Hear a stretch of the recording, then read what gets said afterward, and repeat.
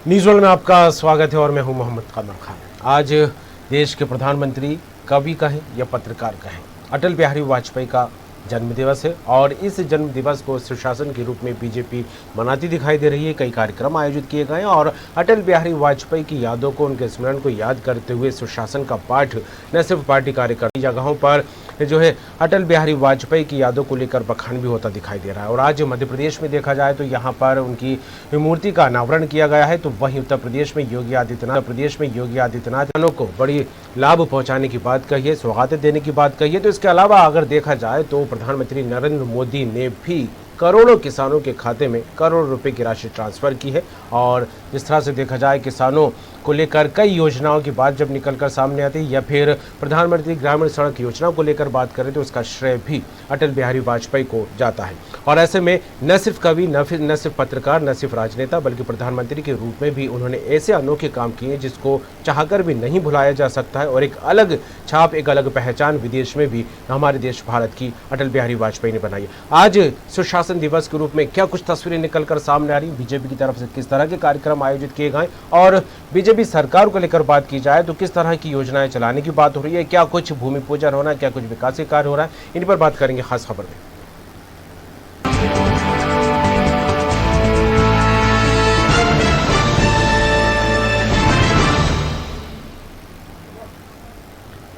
इस दौरान उन्होंने कहा कि प्रधानमंत्री ग्रामीण सड़क योजना के प्रारंभ अटल बिहारी वाजपेयी ने किया था। मोबाइल फोन हर किसी के हाथ में आ जाए, इस परिकल्पना को भी साकार प्रधानमंत्री के रूप में अटल बिहारी वाजपेयी ने किया है।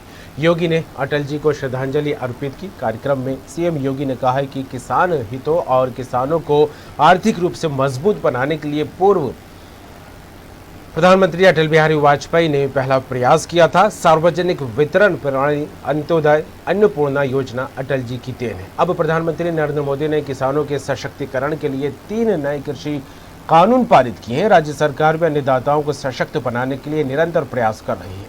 पूर्व की कांग्रेस सरकार पर निशाना साधते हुए योगी आदित्यनाथ ने कहा कि स्वामीनाथन रिपोर्ट से लोग दबा कर बैठे हुए थे। इस रिपोर्ट को आज किसान तकनीक का इस्तेमाल कर रहे हैं, लेकिन किसानों को गुमराह किया जा रहा है। पिछले 4 सालों में कोई चीनी मिल नहीं बेची गई। चौधरी चरण सिंह के क्षेत्र रमाला चीनी मिल में आज उत्पादन होता यहाँ पर दिखाई दे रहा है। 1,62,000 करोड़ रुपए किसानों के खाते में भेजे गए हैं।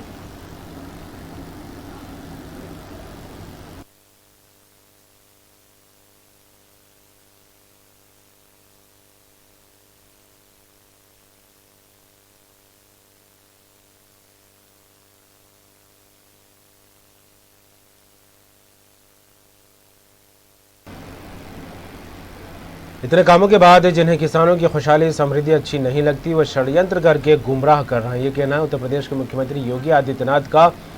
किसान विपक्षी दलों के बहकावे में न आए। हालांकि जिस तरह से देखा जाए देश के अलग अलग राज्यों से कई किसान हजारों की तादाद में दिल्ली की सीमाओं पर बैठे हुए हैं और आज अटल जी के जन्मदिवस के मौके पर किसानों को लेकर कई सौगातें देने की बात कही जा रही है। अटल जी को नमन भी किया गया है और इस बीच जिस तरह से देखा जाए तो विपक्ष पर निशाना भी साधा गया है। योगी आदित्यनाथ सरकार ने पूर्व सरकार पर निशाना साधा है।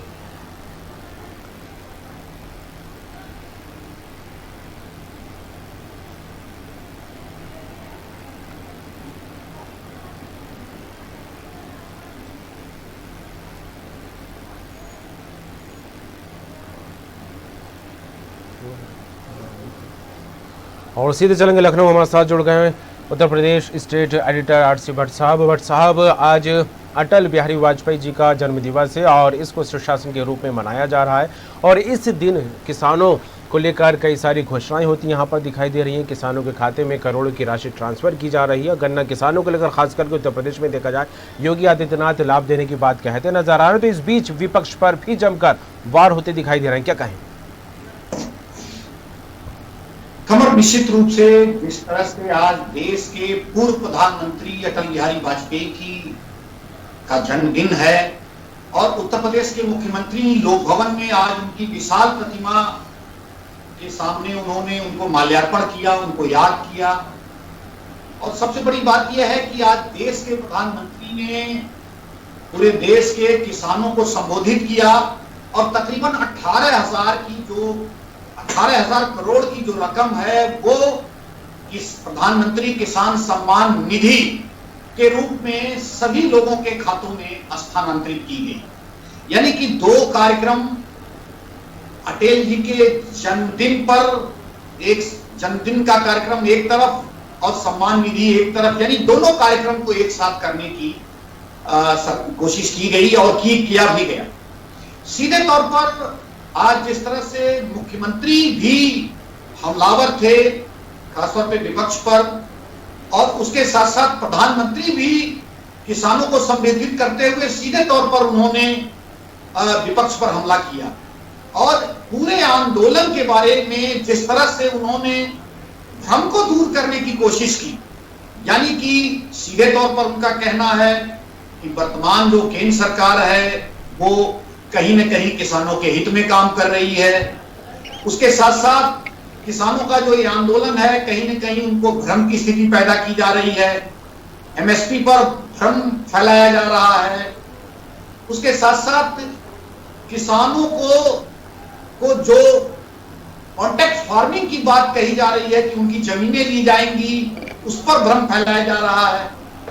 कानून को ठीक से पढ़ा नहीं जा रहा है, समझा नहीं जा रहा है और ऑर्गेनाइज तरीके से विपक्ष इसको कहीं न कहीं हवा दे रहा है और सहयोग दे रहा है। तो ये चीजें जिस तरह से आज प्रधानमंत्री ने सीधे तौर पर आरोप लगाया, वो काफी आक्रामक मूड में देखने को मिला उनका। आज जिस तरह से उन्होंने संबोधन किया, जिस तरह से हर एक चीजों को क्लियर करने की कोशिश की, यानी कि साफ करने की कोशिश की, कहीं न कहीं उन आरोपों का जवाब भी देने की कोशिश की जो आरोप केंद्र सरकार पे लग रहे हैं। और जिस तरह से ये भी उन्होंने कहा कि किसानों के साथ लगातार संवाद हो रहा है, हम लोग लगातार पत्र भेज रहे हैं और कहीं न कहीं जो मांगे आ रही हैं वो फिर कहीं न कहीं बढ़ा चढ़ा के आ रही हैं, यानी इस तरह से आ रही हैं कि पहले मांगे कुछ और थी, फिर बाद में उनको लगता है कि किसानों को कुछ समझाया गया तो वो मांगे आई। तो इस तरह की कुछ ऐसी चीजें सामने पेश कर रही हैं विपक्ष, जिससे ये गतिरोध बना हुआ है। विपक्ष से भी उन्होंने अपील की, सीधे तौर पर उन्होंने कहा कि आप जो है ये सहयोग दें इसमें, न कि इसको भड़काएं। और उसके बाद सीधे तौर पर उन्होंने कांग्रेस की जो केंद्र में सरकार बरसों रही है उस पर उन्होंने कहा कि विकास रोकने का काम किया, उस समय किसानों पर ध्यान नहीं दिया, अब सरकार कुछ करना चाहती है, लगातार काम कर रही है, तो उस पर जो है रोड़े अटकाने का काम कर रहे हैं जी। तो ये तमाम चीजें आज उन्होंने किसानों से बात करते हुए, देश के किसानों को संबोधित करते हुए उनके खातों में 18,000 करोड़ की रकम हस्तांतरित की जी। राशि हस्तांतरित होती दिखाई दे रही है, खातों में राशि पहुंचाई जा रही है। एक जिस तरह से किसानों को लाभ पहुंचाने की बात की जाए, चाहे गन्ना किसानों की बात हो या अन्य फसल का उत्पादन करने वाले किसानों को लेकर बात की जाए, केंद्र सरकार को लेकर, उत्तर प्रदेश की योगी आदित्यनाथ सरकार को लेकर बात की जाए, तो किसानों के हित में कई योजनाओं को लेकर किसानों को, अन्नदाताओं को फायदा पहुंचाने की बात लगातार होती दिखाई दे रही है। लेकिन जिस तरह से कृषि कानूनों को लेकर माहौल बनता दिखाई दे रहा है फर्जी, उसको लेकर राजनीति भी अपने चरम पर चढ़ती दिखाई दे रही है। दिल्ली की सीमाओं पर अलग अलग राज्यों के हजारों किसान बैठे हुए और ऐसे में हर एक विपक्षी दल जो है किसानों का हितैषी बनने की कोशिश लगातार करता दिखाई दे रहा है। राहुल गांधी को लेकर बात करें तो राष्ट्रपति से मुलाकात करते दिखाई देते हैं, लेकिन आज जिस तरह से स्थिति स्पष्ट होती दिखाई दी है, प्रधानमंत्री नरेंद्र मोदी ने कहा कि कानून वापस नहीं लिया जाएगा। तो इन तमाम परिस्थितियों को किस तरह देखें? कमर, अगर आज प्रधानमंत्री के वक्तव्य को देखें, उनके संबोधन को देखें, तो वो काफी आक्रामक मुद्रा में आक्रोशित थे। वो कहीं ना कहीं उनके अंदर एक बड़ा आक्रोश दिख रहा था और इस तरह की आक्रामक मुद्रा जो है वो कभी कभी चुनाव में देखने को मिलती है। और जिस तरह से प्रधानमंत्री ने सीधे तौर पर कांग्रेस केंद्र की जो पहले की कांग्रेस की सरकारें थी या यूपीए की सरकारें थी उस पर उन्होंने बड़ा आरोप लगाया और सीधे तौर पर इन्होंने कहा कि उस समय किसानों का विकास नहीं हुआ, किसान के लोगों का, जो किसान थे उनका विकास नहीं हुआ और हम कुछ करना चाह रहे हैं, तो उसमें रोड़े अटकाने का काम। और उसके साथ साथ सीधे तौर पर उन्होंने किसानों को गुमराह करने की बात कही, यानी कि जो विपक्ष है, खासतौर पे प्रमुख विपक्षी दल कांग्रेस है, वो गुमराह करने की कोशिश कर रहे हैं। और जिस तरह से उन्होंने आरोप लगाए, सीधे तौर पर जिस तरह से उन्होंने आरोप लगाए, वो कहीं ना कहीं काफी आक्रोश और काफी कुछ भ्रम को दूर करने की किसानों की कोशिश भी की उन्होंने लगातार ये समझाने की कोशिश की कि कॉन्ट्रैक्ट फार्मिंग पर जिस तरह से किसानों में भ्रम फैलाया जा रहा है कि उनकी जमीनें ले ली जाएंगी, जबकि ऐसा नहीं है। किसान को पूरा ये अधिकार होगा कि कभी भी वो कॉन्ट्रैक्ट फार्मिंग को समाप्त कर सकता है, जमीन उसी की रहेगी। इस चीज पर उन्होंने पूरी बात रखी। उसके साथ साथ एमएसपी पर भी उन्होंने सीधे तौर पर कहा कि 1.5 गुना एमएसपी उनकी सरकार ने बढ़ाया, जबकि कांग्रेस या यूपीए शासित जब केंद्र में सरकार थी तो उस समय जो है ये काम क्यों नहीं किया गया। और एमएसपी को लेकर जिस तरह से भ्रम फैलाया जा रहा है, कॉन्ट्रैक्ट फार्मिंग को लेकर जिस तरह से भ्रम फैलाया जा रहा है, उस पर प्रधानमंत्री ने काफी कुछ कहा और किसानों को समझाने की कोशिश की। निश्चित रूप से विपक्ष पर हमलावर भी हुए और लगातार उनकी कमियों के बारे में भी बताया। काफी वो उत्तेजित थे, आक्रोशित थे। उनको लगता है कि इस तरह से जो आंदोलन चलाया जा रहा है उस पर विपक्ष जो है किसानों को भरमाने का काम कर रहे हैं, उनको मिसगाइड कर रहे हैं, तरह तरह के उनको प्रलोभन दे रहे हैं और किसानों को इस तरह से भ्रमित कर कर दूसरे राज्यों से सब जगह दिल्ली बुलाने का काम कर रहे हैं। ऑर्गेनाइज तरीके से वहां जो है इवेंट की तरह काम किया जा रहा है, ये भी प्रधानमंत्री ने आरोप लगाया। ये बड़ा आरोप है। बिल्कुल भट्ट जी, लेकिन इन तमाम परिस्थितियों के बीच देखा जाए तो स्वामीनाथन रिपोर्ट को लेकर भी हुआ हल्ला काफी होता दिखाई दे रहा है। हालांकि जिस तरह से किसान हितैषी हर एक दल होने की कोशिश करता दिखाई दे रहा है, तो वहीं सरकार भी किसानों के फायदे की बात को लेकर कानून के फायदे गिनाती दिखाई दे रही है और बीजेपी भी इसको लेकर कई जगह अभियान चलाती दिखाई दे रही है, किसानों को समझाइश दी जा रही है। लेकिन स्वामीनाथन रिपोर्ट को लेकर भी जो है जिस तरह की सियासत लगातार जो है पल पल बदलती दिखाई दे रही है, इसको लेकर क्या कहा जाए?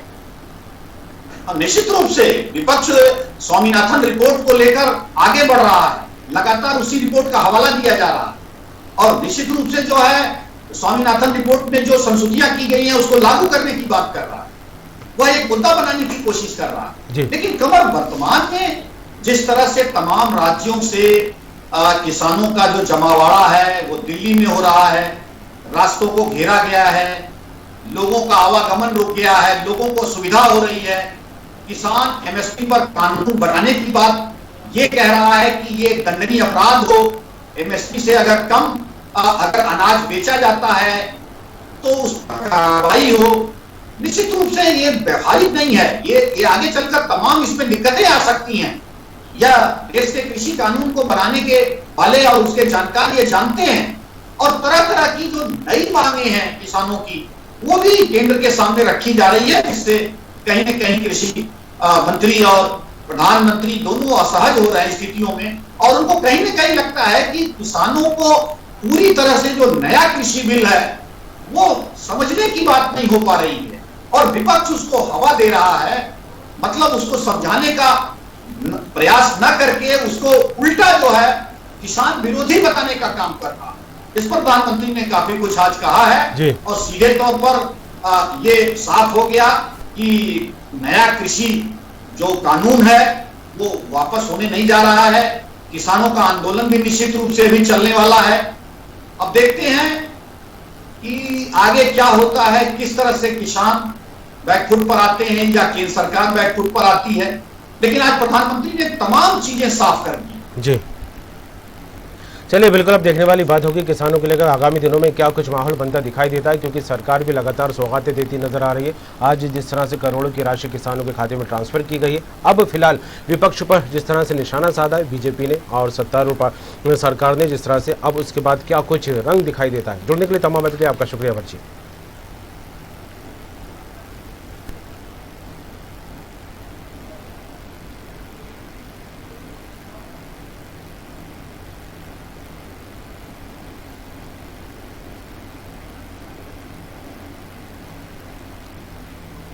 पूर्व प्रधानमंत्री स्वर्गीय अटल बिहारी वाजपेयी की जयंती के मौके पर अटल जी की प्रतिमा का अनावरण मुख्यमंत्री शिवराज सिंह चौहान ने किया। भोपाल के शौर्य स्मारक चौराहे के पास पूर्व प्रधानमंत्री अटल जी की प्रतिमा स्थापित की गई। वहीं सीएम शिवराज सिंह चौहान ने ऐलान किया है ग्वालियर में अटल जी के नाम पर अत्याधुनिक पार्क बनाया जाएगा।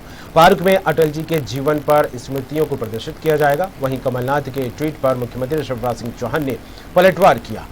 उन्होंने कहा, जिन्हें कोई काम नहीं होता वे सवाल उठाते रहते हैं। कमलनाथ ने कन्या पूजन के सरकार के फैसले पर मध्य प्रदेश में महिला अपराध के आंकड़ों को लेकर सवाल उठाए थे। शासकीय कार्य की शुरुआत कन्या पूजन को लेकर चिकित्सा शिक्षा मंत्री विश्वास सारंग ने कहा है कि कन्याओं का सम्मान करने की इस देश की आदि अनादिकाल से संस्कृति रही है। हमारी सरकार ने फैसला किया है किसी भी शासकीय काम में पहले कन्या की पूजा होगी। 15 महीने की कमलनाथ की सरकार ने इसे बंद कर दिया था। सारंग ने कहा कि कमलनाथ जी इटली की संस्कृति लाना चाहते थे। उनकी सरकार में महिलाओं से जुड़े अनेक अपराध हुए हैं। मुख्यमंत्री जी को बधाई कि उन्होंने ये फैसला लिया है। किसी भी शासकीय कार्य में, किसी भी शासकीय कार्यक्रम में उसकी शुरुआत में कन्या का पूजन होगा, उनके पैर पखराएंगे और उसके बाद उस कार्यक्रम की शुरुआत होगी। ये सीधे सीधे इस देश की संस्कृति, इस देश की पुरातन परंपरा और महिलाओं और कन्या के प्रति हमारे समर्पण भाव को दर्शाता है।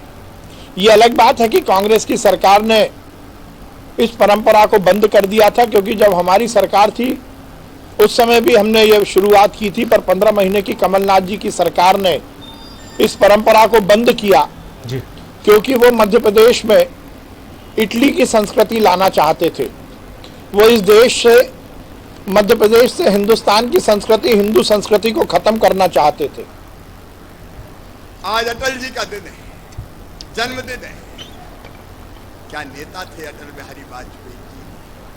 हार नहीं मानूंगा, रार नहीं ठानूंगा, काल के कपाल पर लिखता मिटाता हूं, गीत नया गाता हूं।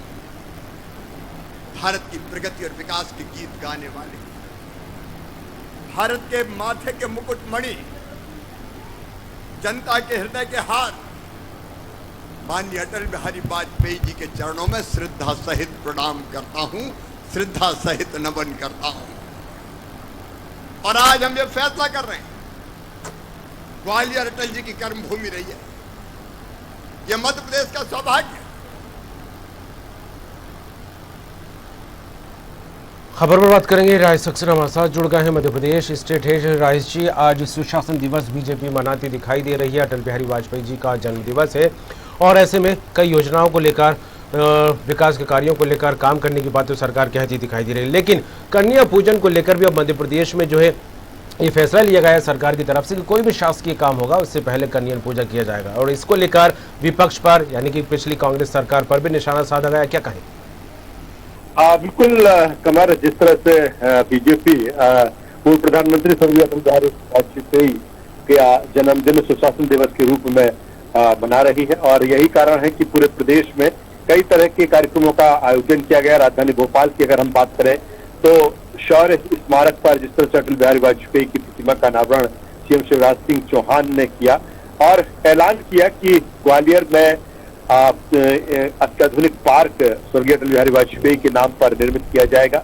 तमाम तरह की स्मृतियां, तमाम तरह की यादगार चीजें वहां पर संजो के रखी जाएंगी, जो लोगों के लिए आने वाले भविष्य के जो चाहे नौनिहाल हो, चाहे और लोग हों, उनके लिए एक प्रेरणा स्रोत वो बन सके और इसीलिए तमाम तरह के कार्यक्रम आयोजित किए गए। दूसरी तरफ जिस तरह से आपने जिक्र किया कि जिस बात को लेकर राजनीति और सियासत गरमाई हुई है, वो इस बात को लेकर कि जो सरकार ने फैसला किया है शिवराज कैबिनेट में कि कोई भी सरकारी आयोजन होगा उसकी शुरुआत कन्या पूजन से होगी। और पहले भी 2018 तक जब बीजेपी की सरकार थी, शिवराज सिंह चौहान मुख्यमंत्री थे, ऐसा ही उस समय फैसला हुआ था और उसी के अनुसार कोई भी सरकारी आयोजन होता था तो कन्याओं का पूजन वहां पर किया जाता था और फिर उस कार्य की विधिवत शुरुआत होती थी। लेकिन जब कमलनाथ सरकार मध्य प्रदेश में आई तो ये जो परंपरा थी वो बंद कर दी गई। अब एक बार फिर शिवराज सरकार ने फैसला लिया है कि कोई भी सरकारी आयोजन बिना कन्या पूजन के बाद नहीं होगा और इसी को लेकर सियासत, राजनीति भी देखने को मिल रही है। जिस तरह से पूर्व सीएम कमलनाथ ने कहा है कि मध्य प्रदेश में महिला अपराधों का जिक्र करते हुए उन्होंने कहीं न कहीं सरकार के इस फैसले पर सवाल खड़े किए हैं कि किस तरह से महिला अपराध मध्य प्रदेश में बढ़ रहे हैं, इस ओर सरकार का ध्यान नहीं है। और उसी के बाद चिकित्सा शिक्षा मंत्री हैं विश्वास सारंग, जिस तरह से उन्होंने कहा है कि कांग्रेस का इससे कोई लेना देना नहीं है, उनको भूलने का हक नहीं है, क्योंकि आदि अनादि काल से महिलाओं का सम्मान, कन्याओं का पूजन होता रहा है, उसी संस्कृति को बीजेपी आगे बढ़ा रही है। तो कुल मिलाकर एक तरफ वो तमाम सारे आयोजन स्वर्गीय अटल बिहारी वाजपेयी पूर्व प्रधानमंत्री के जन्म दिवस पर, दूसरी तरफ कन्या पूजन का फैसला सरकार की तरफ से, और फिर या जो कुछ कांग्रेस ने सवाल खड़े किए वो, लेकिन कुल मिलाकर यही है सरकार का ये फैसला है कि कोई भी सरकारी आयोजन बिना कन्या पूजन के नहीं होगा। जुड़ने के लिए तमाम बात के लिए आपका शुक्रिया। तो अब देखने वाली बात होगी, सुशासन दिवस को लेकर 24 तारीख को भी आयोजन किया गया था और शासकीय कर्मचारियों और अधिकारियों को सुशासन की शपथ भी दिलाई गई थी। विश्वास सारंग ने आज कल शपथ दिलाई थी और आज बड़े कार्यक्रम आयोजित किए गए। और इस बीच होशंगाबाद जिले में भी मुख्यमंत्री शिवराज सिंह चौहान ने विकास कार्यों की सौगात दी है, जिले को लेकर भी और प्रदेश को लेकर भी। अब फिलहाल देखने वाली बात होगी कि हालांकि जिस तरह से कन्या पूजन को लेकर फैसला लिया गया है सरकार की तरफ से, इसके बाद विपक्ष का क्या रुख देखने को मिलता है और सत्ता पक्ष के तरफ से क्या कुछ प्रतिक्रिया निकलकर सामने आती है। खास खबर में फिलहाल इतना ही, दीजिए इजाजत, बाकी खबरों के लिए देखते रहिए न्यूज़ वन।